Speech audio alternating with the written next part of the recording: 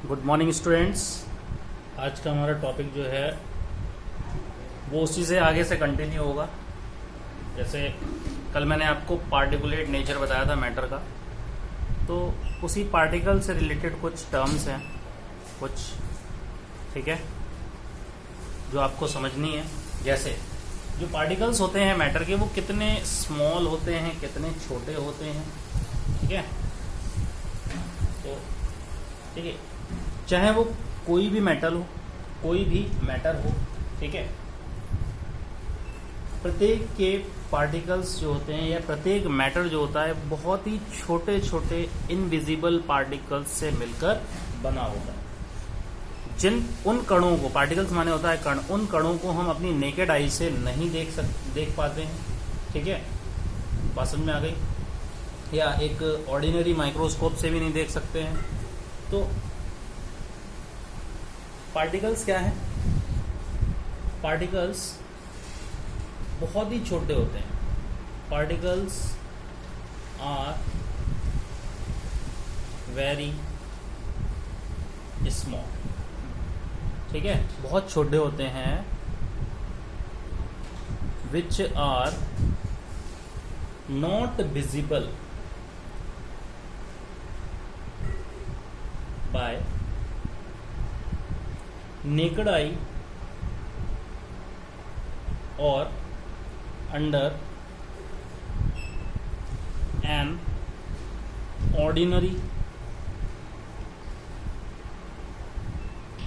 Microscope.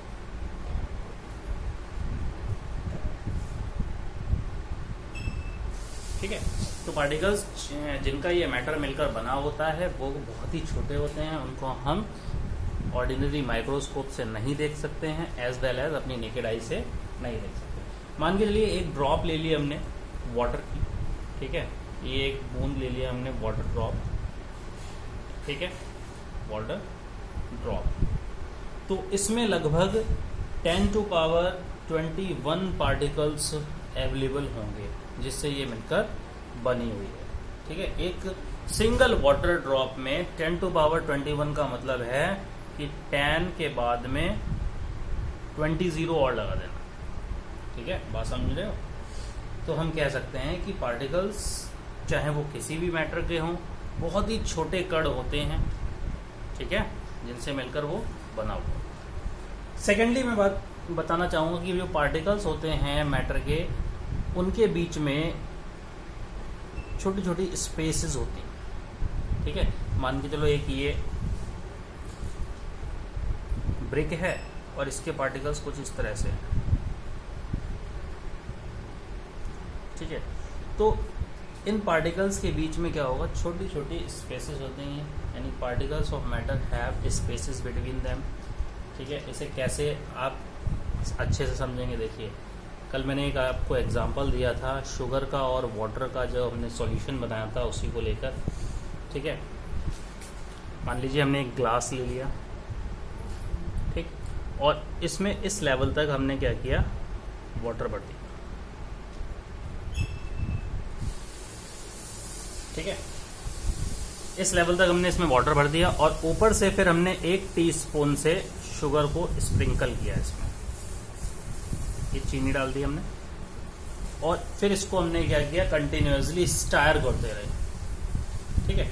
चीनी बेटा जब हमने डाल दी इसमें, तो एक समय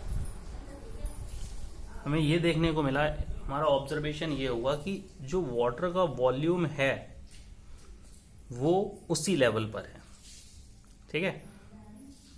तो ये चीनी के कण जब हमने इसमें डाल दिए, उसके बाद में हमने इसको कंटिन्यूअसली स्टायर किया, तो देखने को ये आया, ऑब्जर्वेशन ये हुआ कि वाटर का वॉल्यूम बिल्कुल भी बढ़ा नहीं, ठीक है, जो वॉल्यूम पहले था वही वॉल्यूम रहा। तो ऐसा क्यों? कि अगर आप भरी हुई बाल्टी में मग भी डालते हैं तो पानी जो होता है वो बाहर निकलता है, फिर उसका वॉल्यूम इंक्रीज होता है। लेकिन इस केस में जब आप एक फुल ग्लास में शुगर डालते हो और उसको स्टायर करते हो, तो वाटर का वॉल्यूम नहीं बढ़ता है, वाटर का वॉल्यूम वही रहता है। तो ये रिप्रेजेंट करता है कि जो हमने शुगर इसमें डाली है और उसको स्टायर किया है, तो उसके पार्टिकल्स क्या होते हैं, वाटर के बीच वाटर के पार्टिकल्स के बीच में जो स्पेसेस होती हैं उन स्पेसेस को घेर लेते हैं। ठीक है, तो हमने क्या किया, because when sugar put in the water it's crystal break up into tiny particles, यानी शुगर के जो क्रिस्टल्स होते हैं वो छोटे छोटे पार्टिकल्स में टूट जाते हैं और go into the spaces between the particles of water. ठीक, कहाँ चले जाते हैं, जो पार्टिकल्स होते हैं वाटर के उनके बीच में जो स्पेसेस होती हैं उनको ऑक्यूपाई कर लेते हैं, जिसकी वजह से वाटर का वॉल्यूम जो है वो इंक्रीज नहीं होता है। ठीक है, तो हम कह सकते हैं सेकंड पॉइंट में, फर्स्ट पॉइंट मैंने आपको बता दिया पार्टिकल्स आर वेरी स्मॉल। ठीक, सेकंड पॉइंट आपका पार्टिकल्स के बारे में हो गया, particles of matter, particles of matter have space between them. बात समझ में आ गया? ठीक है, यानी कि जो पार्टिकल्स होते हैं उनके मध्य में स्पेसेस होते हैं। अब बात आती है कि मान लो ये जो मैटर बना हुआ है इसके पार्टिकल्स एक दूसरे से इतने अट्रैक्टेड क्यों हैं, पास पास क्यों हैं।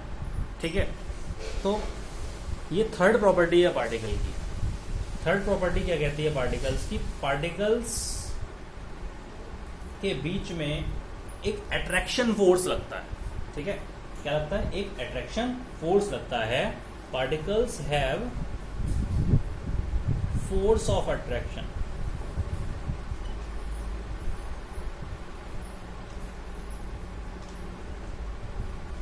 Between them. ठीक, जिसकी वजह से वो पास पास रहते हैं और ये फोर्स ऑफ अट्रैक्शन क्या कहलाता है, cohesive force, and this force is known as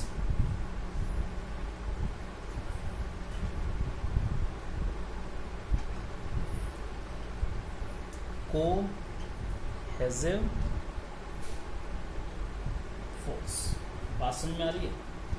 ठीक है, अब इस थर्ड प्रॉपर्टी को पार्टिकल्स क्या कैसे पढ़ें, कैसे समझें, तो मैं कह रहा हूं कि जो पार्टिकल्स हैं उनके बीच में छोटे एक फोर्स काम करती है जो उन पार्टिकल्स को अपनी तरफ अट्रैक्ट करती है।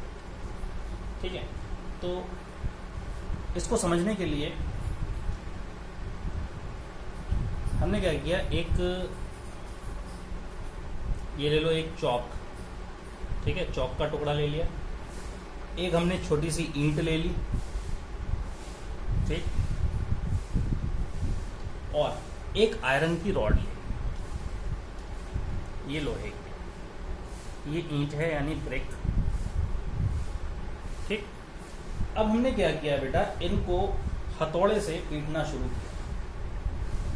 ठीक है, क्या किया, हथौड़े से पीटना शुरू किया, तो जो चौक होगी वो बड़ी आसानी से अपनी छोटे छोटे टुकड़ों में टूट जाएगी।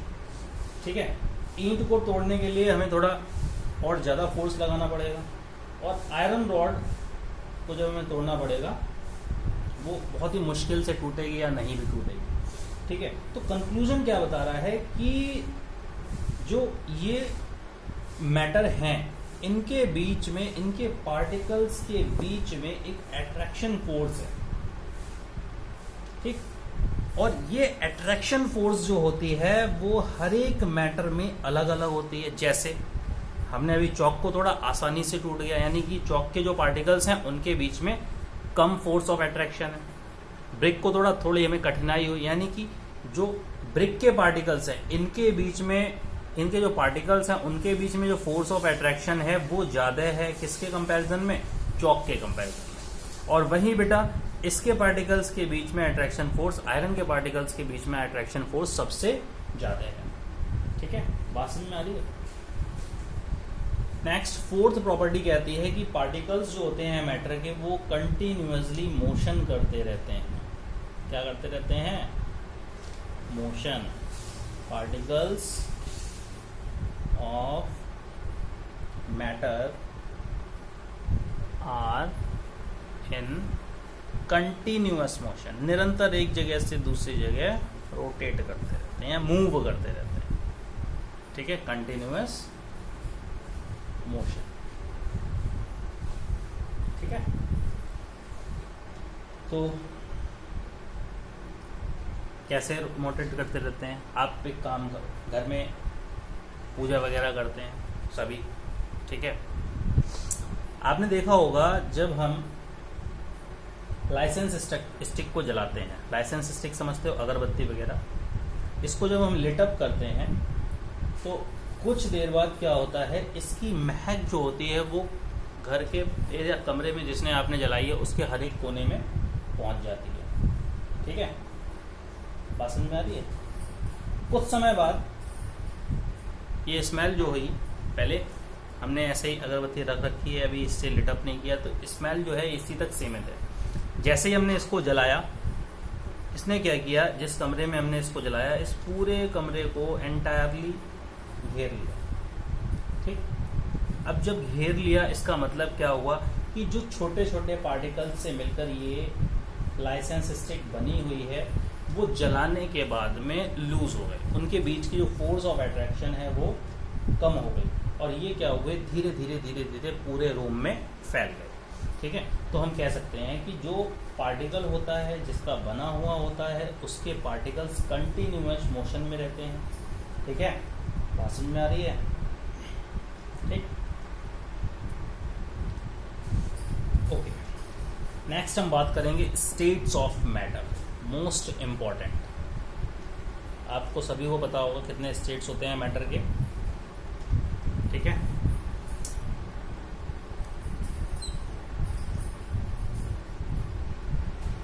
स्टेट्स ऑफ मैटर, मैटर के स्टेट्स कितने होते हैं, अवस्थाएं कितनी होती हैं? देखो, अगर बात करें बेटा उनके फिजिकल स्टेट्स के आधार पर, तो मैटर जो है वो 3 फॉर्म में एग्जिस्ट करता है। ठीक है, फिजिकल स्टेट के आधार पर मैटर जो है वो कितने फॉर्म में एग्जिस्ट करता है? 3 फॉर्म में। कौन कौन से वो 3 फॉर्म हैं? देखिए, पहला है सॉलिड, दूसरा है लिक्विड एंड तीसरा है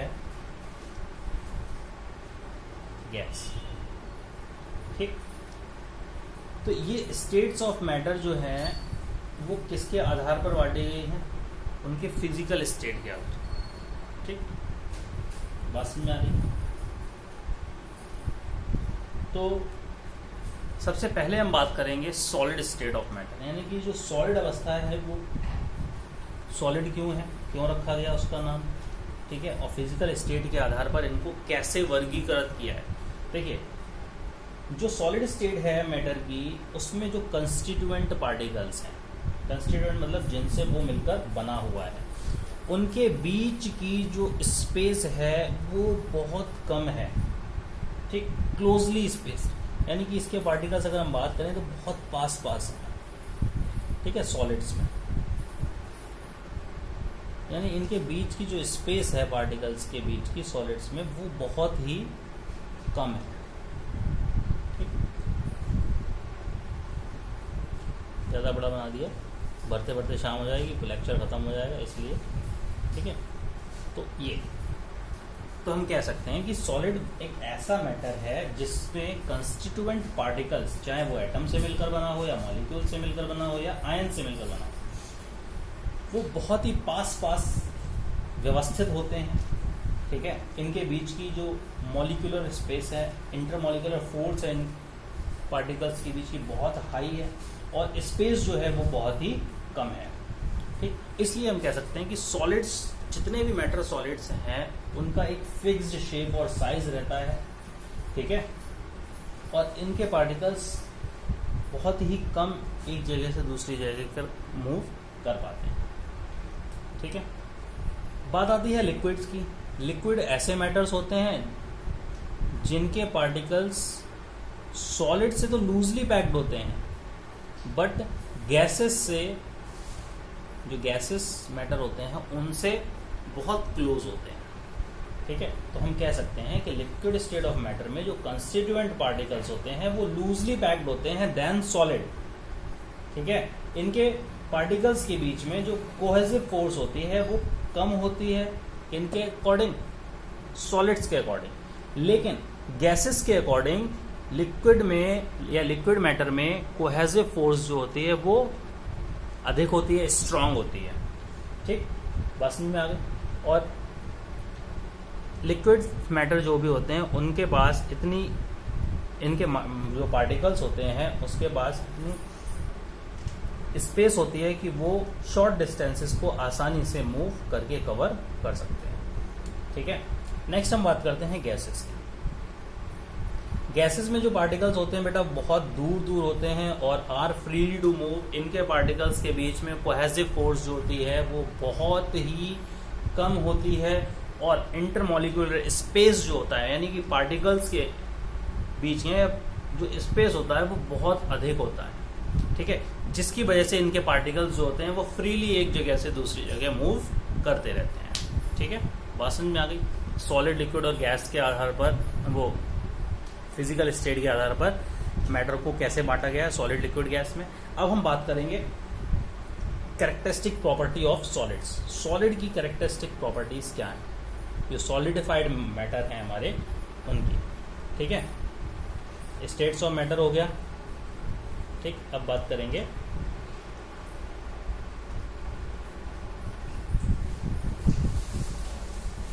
प्रॉपर्टीज ऑफ सॉलिड्स। ठीक, सॉलिड्स की क्या प्रॉपर्टीज है?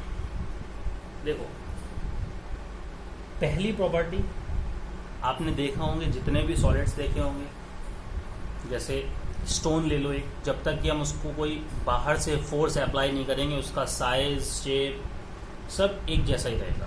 तो हम कह सकते हैं कि जो सॉलिड्स होते हैं उनका शेप जो होता है या वॉल्यूम कांस्टेंट रहता है, डेफिनेट रहता है। तो solids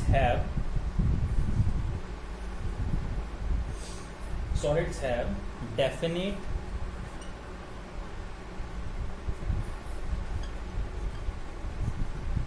shape and volume. Number 2 बात करते हैं बेटा। अब आपको मैंने अभी बताया था कि जो सॉलिड्स होते हैं उनके बीच में कोहेसिव फोर्स बहुत स्ट्रांग होती है, इससे पार्टिकल्स क्लोजली पैक्ड होते हैं, जिसकी वजह से सॉलिड्स जो होते हैं वो रिजिड हो जाते हैं, कठोर हो जाते हैं और इनकम्प्रेसिबल। आप उनको अगर दबाना चाहें तो उनको कंप्रेस नहीं कर सकते। ठीक है, तो हम कह सकते हैं सेकेंड प्रॉपर्टी जो है वो क्या है, सॉलिड्स आर रिजिड, मतलब कठोर होते हैं, एंड इनकम्प्रेसिबल, इनको हम कंप्रेस नहीं कर सकते, इनकम्प्रेसिबल। ठीक, बात समझ में आ गई। अब बेटा भारी होते हैं, इसका मतलब इनकी डेंसिटीज जो होंगी वो हाई होंगी। ठीक है, सॉलिड्स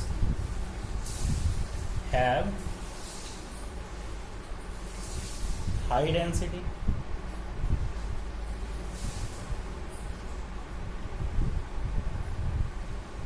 ठीक। अब कठोर होते हैं, इनकम्प्रेसिबल होते हैं, तो इनको मेल्ट कराने के लिए हमें बहुत ज़्यादा गर्म करना पड़ेगा, यानी कि melting point MP and boiling point इनका बहुत ही हाई होता है। Boiling point of solids are high. बात समझ में आ गई? ठीक है, और मैंने आपको प्रॉपर्टी बताते वक्त बताया था कि सॉलिड्स जो होते हैं वो फ्लो नहीं करते हैं। Solids do not flow. क्यों नहीं फ्लो करते हैं? क्योंकि इन जो सॉलिड्स होते हैं, सॉलिड मैटर्स होते हैं, उनके पार्टिकल्स जो होते हैं वो फिक्स्ड रहते हैं या क्लोजली पैक्ड रहते हैं। ठीक है, बात समझ में आ गई?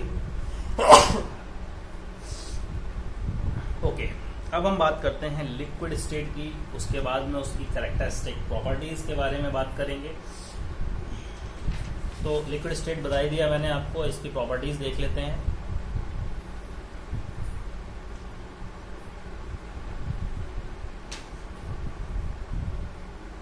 प्रॉपर्टीज ऑफ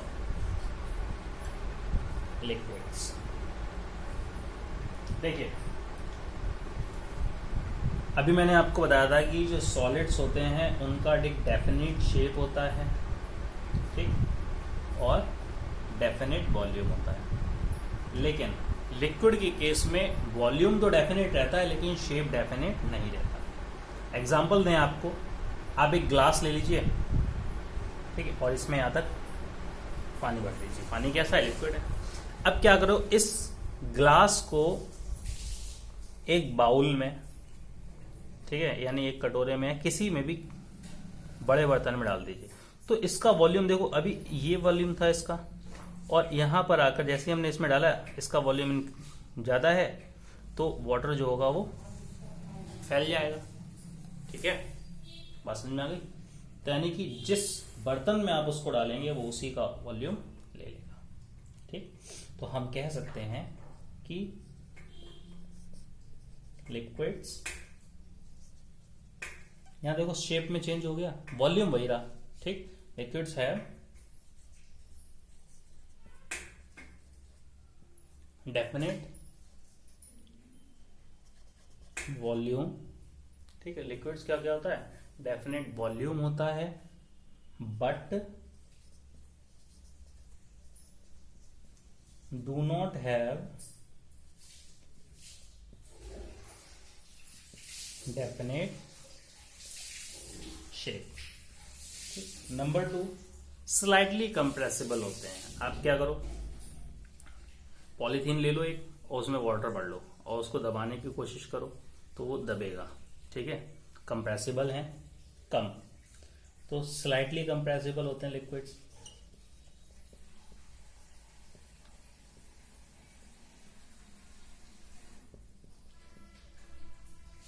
ठीक है, सॉलिड्स की तुलना में इनकी डेंसिटी कम होती है। लिक्विड्स हैव लोअर डेंसिटी,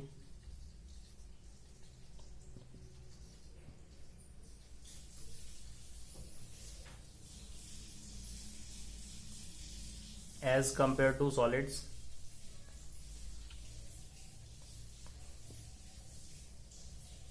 ठीक है, सॉलिड्स की तुलना में इसकी जो डेंसिटी होती है वो कम होती है। ठीक, बात समझ में आ गई? तो सॉलिड्स जो होते हैं वो दूसरे पार्टिकल्स के साथ में बहुत जल्दी घुल जाते हैं। ठीक है, यानी हम कह सकते हैं कि लिक्विड्स जल्दी डिफ्यूज हो जाते हैं सॉलिड्स की तुलना में। डिफ्यूज का मतलब होता है कि मान लीजिए यहां पर शुगर का सॉल्यूशन रखा हुआ है और यहाँ पर हमने सॉल्ट का सॉल्यूशन रखा हुआ है, तो इन दोनों को हम आसानी से मिला देंगे तो इन दोनों के पार्टिकल्स जो होंगे वो एक दूसरे में बहुत आसानी से घुल जाएंगे, डिफ्यूज हो जाएंगे। ठीक है, तो डिफ्यूज का मतलब क्या है? Inter particular mixing. ठीक है, इंटर पार्टिकुलर मिक्सिंग मतलब सॉल्ट के जो पार्टिकल्स होंगे और शुगर के जो पार्टिकल्स होंगे वो आपस में आसानी से मिल जाएंगे। कब? जब वो लिक्विड में घुले हुए होंगे। ऐसे आप चीनी को और सॉल्ट को सॉलिड स्टेट में घोलने की कोशिश करें तो वो डिफ्यूज नहीं होंगे। ठीक है, तो लिक्विड्स डिफ्यूज मोर easily than solids। ठीक है, ये हमारी थी 4th पॉइंट। 5th बात करते हैं, बॉइलिंग पॉइंट जो होता है लिक्विड्स का कम होता है एज कंपेयर टू सॉलिड्स, लेकिन गैसेस से तुलना में वो अधिक होता है। ठीक है, तो boiling point BP of liquids are lower than